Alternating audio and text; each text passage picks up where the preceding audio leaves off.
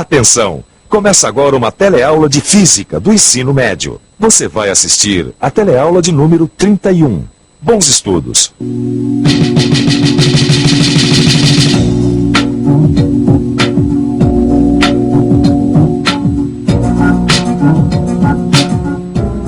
Para a maioria de nós, é tão normal olhar as coisas que nos cercam, como os objetos e a natureza, que muitas vezes a gente esquece de pensar sobre a importância da luz. É verdade. Olha, nós só podemos enxergar as coisas porque elas refletem luz. Se o meu corpo e as minhas roupas não refletissem luz, de nada adiantaria os refletores estarem me iluminando. Bom, eu estou dizendo isso porque a partir da teleaula de hoje, o assunto de física vai ser a ótica. Você vai entrar neste interessante universo da visão. Você vai estudar os fenômenos relacionados com a propagação da luz e muitas outras coisas dentro deste tema. E na teleaula de hoje, você vai começar aprendendo os princípios da ótica geométrica e vai conhecer como esses princípios afetam nossa vida cotidiana. E agora, muita atenção. Luz, câmera, ação. A nossa teleaula está apenas começando.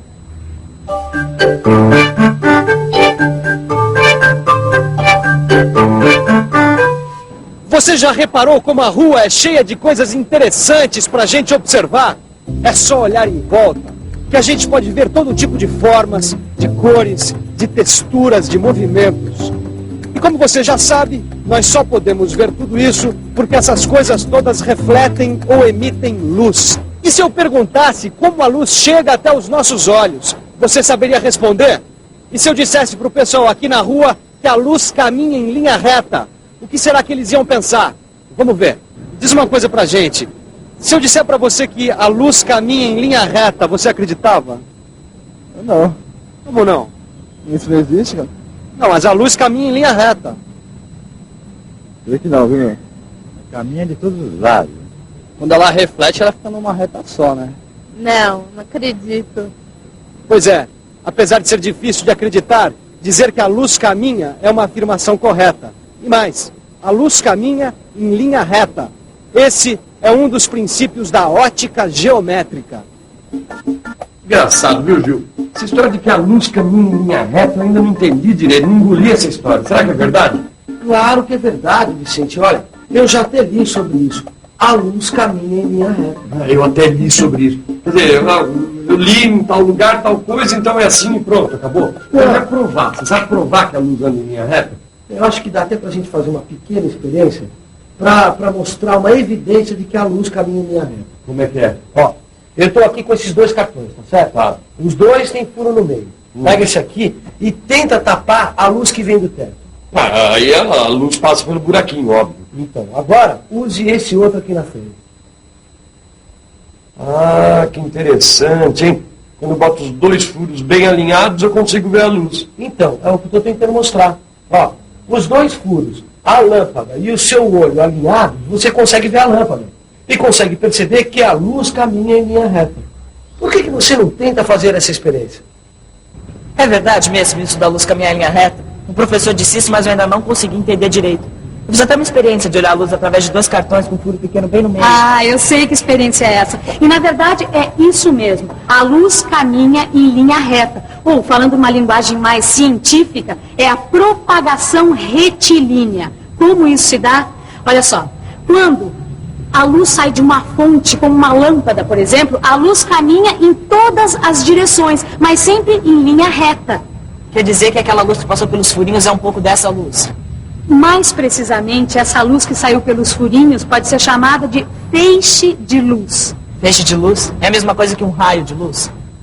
Quase. Olha, se a gente imaginar um feixe bem fininho, nós podemos considerá-lo um raio luminoso. Olha só, para simplificar, cada direção para onde a luz é emitida é um raio luminoso dessa fonte de luz, entendeu? Certo.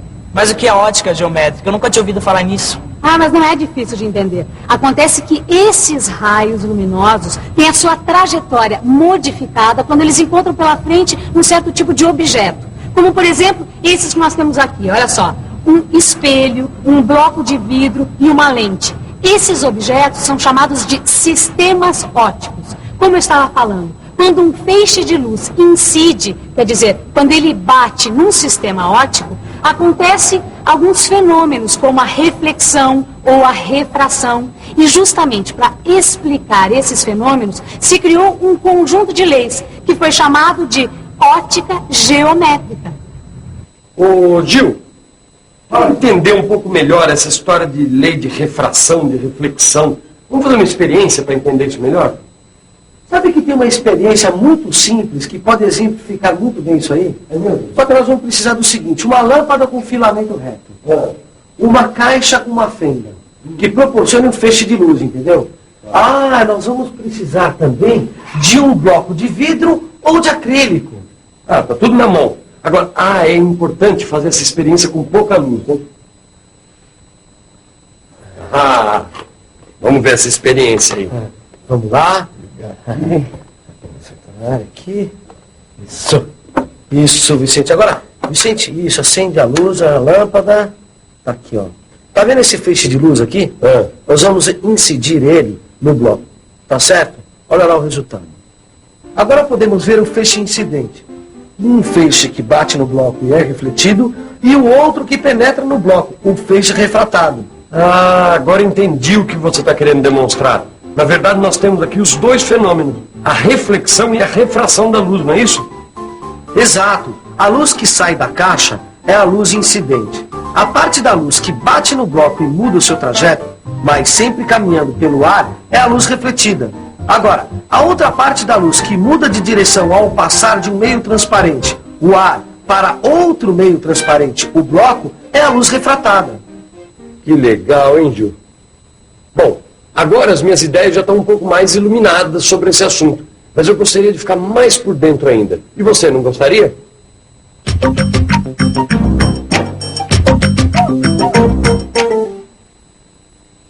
No lugar de falarmos em feixes luminosos, vamos falar em raios luminosos. Veja o que acontece. O ponto I, onde o raio incidente toca o bloco de acrílico, é chamado de ponto de incidência. Agora vamos medir os ângulos que fazem esses raios. Mas para isso vamos precisar de uma referência. Poderíamos, por exemplo, traçar uma perpendicular à superfície do prisma, passando pelo ponto de incidência.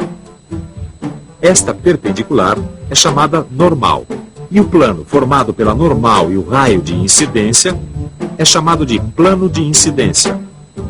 Neste plano de incidência estão, portanto, o raio incidente, a normal, o raio refletido e o raio refratado. A partir destes dados, já é possível formular algumas leis. As leis da reflexão, neste caso, são duas. Primeira, o raio refletido está no plano de incidência. Segunda, o raio refletido forma com a normal um ângulo igual ao que esta forma com o raio incidente. E também são duas as leis da refração.